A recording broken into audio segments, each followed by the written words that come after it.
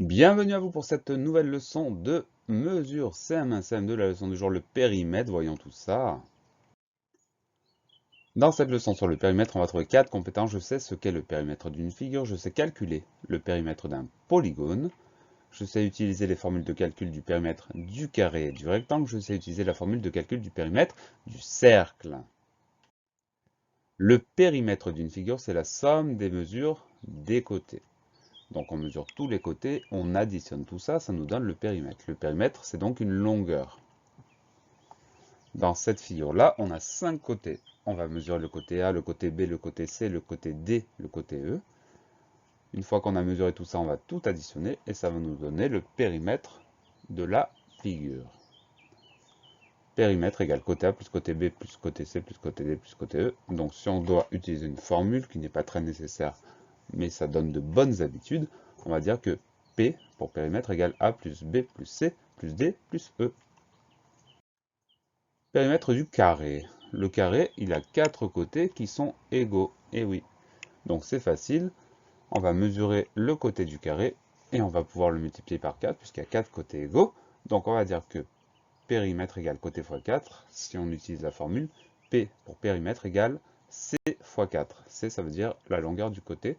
Donc C fois 4. Dans notre exemple, on a un carré qui a un côté de 3 cm. P égale 3, parce que c'est la longueur du côté, fois 4, égale 12 cm. Le périmètre du rectangle.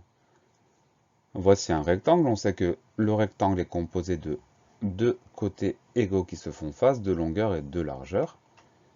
Donc pour calculer le périmètre du rectangle, c'est pas compliqué. On va mesurer la longueur, on va mesurer la largeur, on va additionner ces deux mesures et on va multiplier par 2. Pourquoi? Parce qu'il y a deux longueurs et deux largeurs, donc on peut multiplier par 2. Ce qui nous donne périmètre égale longueur plus largeur entre parenthèses fois 2, puisque en premier on va additionner longueur et largeur, c'est pour ça qu'on a mis les parenthèses. Donc si on a la formule, ça donne P pour périmètre égale grand L plus petit l, longueur plus largeur, fois 2. Dans notre exemple, la longueur est de 5, la largeur est de 2, donc ça nous donne P égale 5 plus 2 fois 2.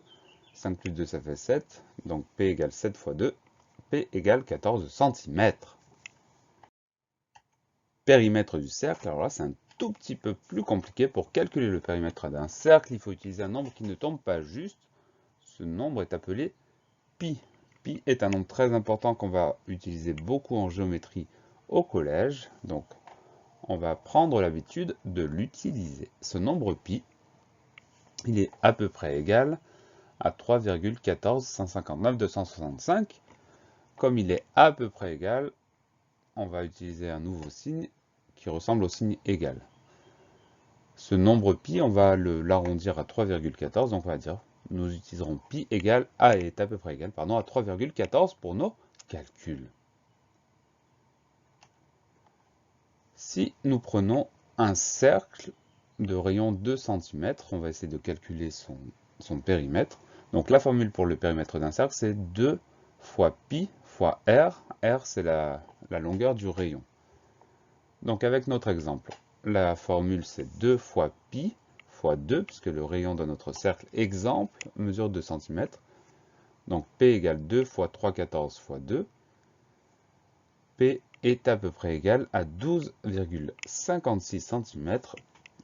On va dire à peu près égal parce que le nombre pi n'est pas juste, on l'a arrondi. Donc c'est pas tout à fait ça, mais c'est presque ça. Donc la formule du périmètre du cercle, 2 fois pi fois r. La leçon est finie. Pensez à réviser, pensez à vous entraîner et à bientôt sur la classe plus.